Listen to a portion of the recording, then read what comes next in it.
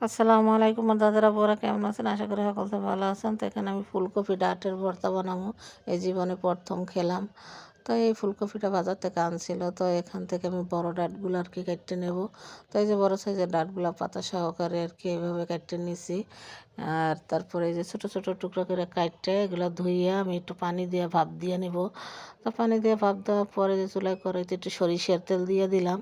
তারপরে দিয়ে দিলাম ভাবরা ডাঁটগুলো। তো এগুলো একটু এই যে তেলে লাইরা একটু ভাজা ভাজা করলাম। তারপর পেঁয়াজ কুচি, রসুন কুচি, শুকনো মরিচ, তারপর দিয়ে দিলাম কিছু চিংড়ি শুটকি।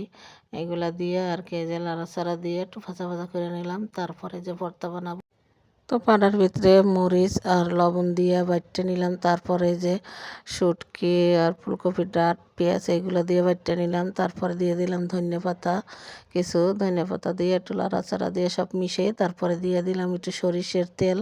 তো সরিষার তেল দিয়ে একটু লাড়াচাড়া দিয়ে তো এই তো আমার ভর্তা বানানোটা হয়ে গেছে। তো আমিও জীবনে প্রথম বানাইয়া খাইলাম। তো আপনারাও বাসায় ট্রাই করে দেখতে পারেন, খেতে অনেক ভালো লাগে, আসলে সত্যি অনেক ভালো লাগে। তো আমিও আর কি মোবাইল দেখে বানাইয়া আর কি খাইলাম।